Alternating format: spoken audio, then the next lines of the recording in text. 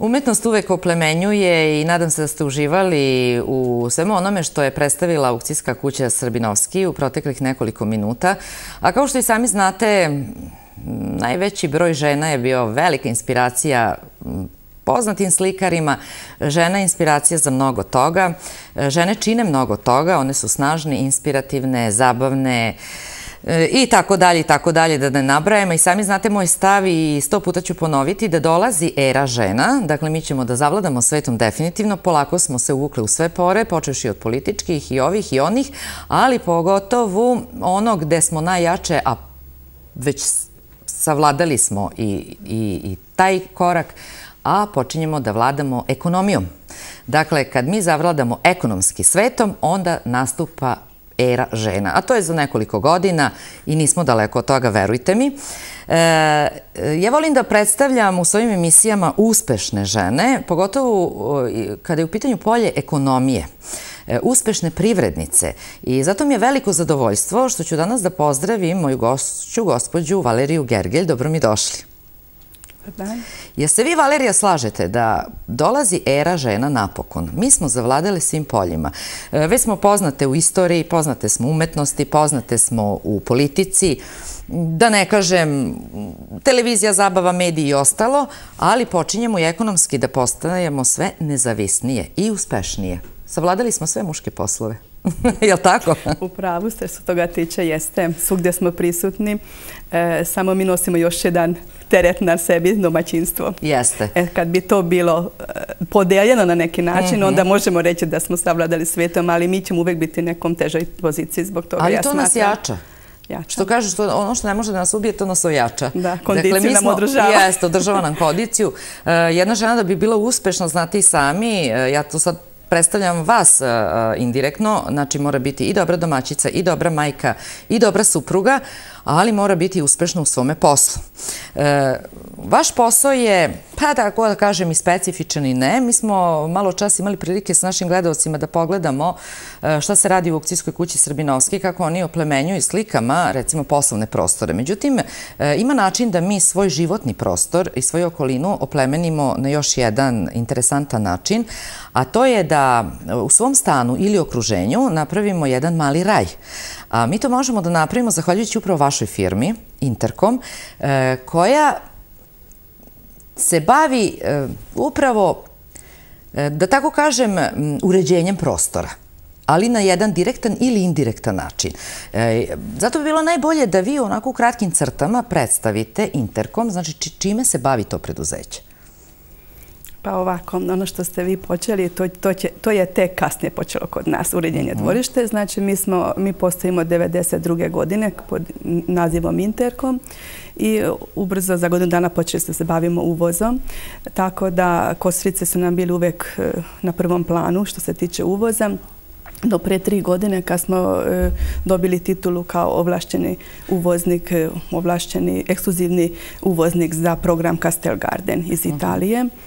To je jedan program gde imamo i kosilice i testere, motorne kose, makaze za živicu, duvači lišće, bacači snega, seckalice, drobilice. Znači, to je jedan kompletan program što se tiče održavanja dvorište i bašte. Znači, nije uređenje za sad, nego prvo održavanje, jer ko sadi travu, to se zna da to treba i pokositi i tako dalje. No, ne samo u domaćinstvu, nego mi imamo neke uređaje koji se koristi komunalne firme, znači i za održavanje tih neravnih površina, kao ili visoke trave koji komunalcima možemo preporučiti. To je ono što ja kažem.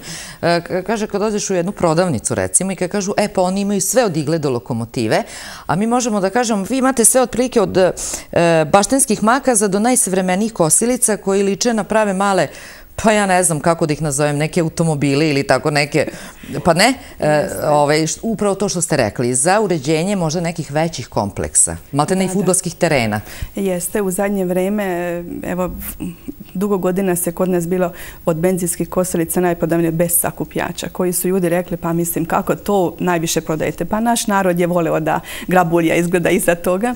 Doduše sad već najviše se traži tih traktorskih kosačica, samohodne kosilice, znači koji ima veću površinu, koji ima vikendicu, koji ima, ne znam, sportske teren što ste pominjali, njima je potrebno da imaju traktorsku, zapravo ono kosilica sa sedištem, kako se to kaže. Da, ono sedneš i vozaš se, usput i uživaš, jeli?